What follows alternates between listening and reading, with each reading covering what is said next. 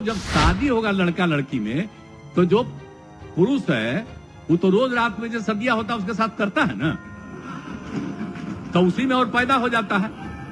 और कोई अगर कोई गलत मतलब निकालता है तो ये गलत बात है।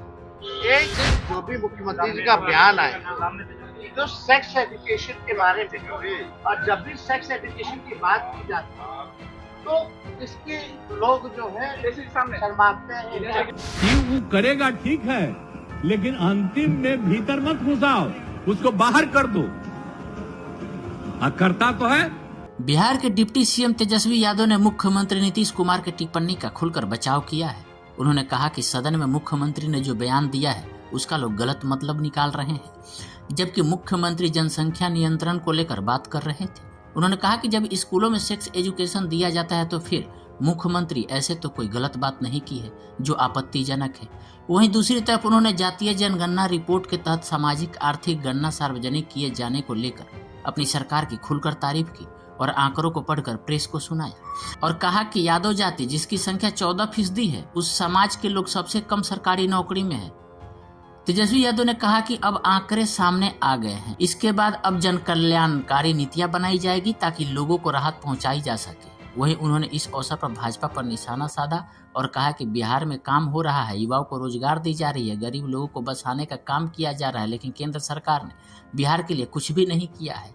तो आइए आपको सुनाते हैं कि मुख्यमंत्री नीतीश कुमार ने क्या कहा था। पहले सुनिए मुख्यमंत्री नीतीश कुमार की वो टिप्पणी जो उन्होंने शीतकालीन सत्र में बिहार विधानसभा में दिया है, जिसको लेकर इतना बवाल मचा हुआ है। उसके बाद हम तेजस्वी यादव की बात को भी सुनाएंगे कि उन्होंने मुख्यमंत्री के बचाव में क्या कहा है।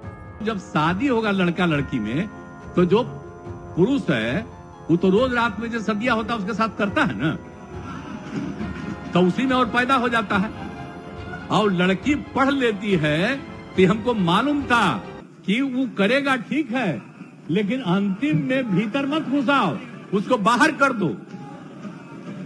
करता तो है, तो उसी में अब समझ लीजिए संख्या घट रही है।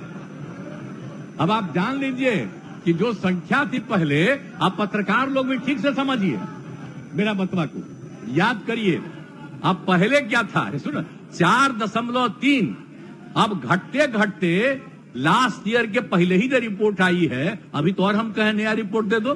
कुर्मी जाति की संख्या है 3.11। कहाँ करना है % लोग सरकारी नौकरी जो है, एक मिनट, तो कुर्मी जाति के 3.11% लोग सरकारी नौकरी कर रहे हैं। पूरे कुर्मी की जितनी आबादी है उसका मात्र 3.11% लोग सरकारी नौकरी कर रहे हैं।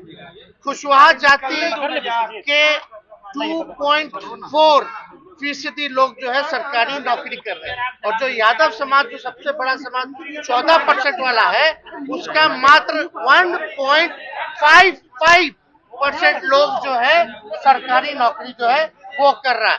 अगर इन तीनों जातियों को मिला दीजिए जिसकी आबादी जो है 21% है, तो तकरीबन 6.5% ही जो है सरकारी नौकरी में है। तो हम तो दूसरा भी आंकड़ा भी हम बता देंगे जहां और जातियों का है। मान लीजिए 0.6% आबादी जिनकी कास्ट समाज की है उनका मिला दीजिए तो 0.6 है, लेकिन 6.68 जो है प्रतिशत जो है काम कर रहा है। उसी हिसाब से भूमियार समाज का है, राजपूत समाज का है, अत्यंत पिछड़ा समाज का है, तो ये सबका है।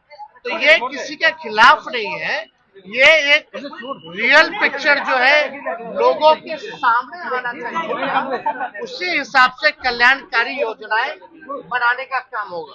तो ये एक तो सामाजिक न्याय की बात हो गई, आर्थिक न्याय की बात हो गई। आरक्षण तो बोला जब हम लोग जाने हुए बढ़ने की बात हुई है, मुख्यमंत्री जी ने कहा 75% तक इसको किया जाएगा, तो इसमें भाई जब जरूरत पड़ेगा तो ऊपर भी किया जा सकता है ना, तो बात हम लोग करेंगे, सरकार निर्णय लेगी। लेकिन आर्थिक न्याय जिसको घर देगी, मोदी जी तो 22 तक पक्का मकान दे दिए, तब इतना लगभग लाखों परिवार जो है उसको घर नहीं है। मोदी जी तो 22 में ना पक्का मकान बना रहे थे भाई, तो कहाँ बना बिहार में? विशेष पैकेज दे दिए, कुछ नहीं दे। लेकिन हमारी सरकार ने निर्णय लिया है कि जो परिवार जिसको नौकरी नहीं है उसको हम लोग 2 लाख रुपया देके मदद करेंगे और 1 लाख रुपया जमीन खरीदने में जिसको जमीन नहीं है। और बात चल रही है 1,20,000 मुख्यमंत्री जी ने बताया कि घर बनवाने में सहायता जो है वो करेंगे। तो सोचिए, जिसको अब तक घर नहीं था, जिसको अब तक जमीन नहीं था, जिसको अब तक काम नहीं था, तो हम लोग उसको मदद कर रहे हैं। इसी को कहते हैं आर्थिक न्याय। तो हमने तो चुनाव के समय भी कहा था, सामाजिक न्याय के साथ साथ आर्थिक न्याय वाली सरकार हम लोग देने का काम करेंगे। आज वो हम लोग कर रहे हैं। अब विशेष राज का दर्ज तो वहां बैठे रहे, बोल रहे बढ़ा दीजिए बढ़ा दीजिए। इतना तो तुम लोग रहे सरकार में, आज तक नहीं कर पाए। इतनी बहालियां नहीं दे पाए, नौकरियां नहीं दे पाए, लोगों को आर्थिक न्याय नहीं दे पाए। और अब जब आपसे मांगा जा रहा है कि केंद्र सरकार, सबसे बड़ी सरकार जो देश की सबसे सर्वोच्च व्यक्ति है प्रधानमंत्री जी, उनसे मांग रहा कि भाई बिहार गरीब राज्य है, पिछड़ा राज्य है, आंकड़े सार्वजनिक हो गए हैं, तो मदद तो करना चाहिए ना। तो विशेष पैकेज दे या स्पेशल राज्य का स्टेटस दे, तो क्यों नहीं दे रहे भाई? राज्य सरकार जो काम कर रही है बलबूते ही ना कर रही है, तो अपने जितना रिसोर्स है उसी पे काम कर रहे हैं।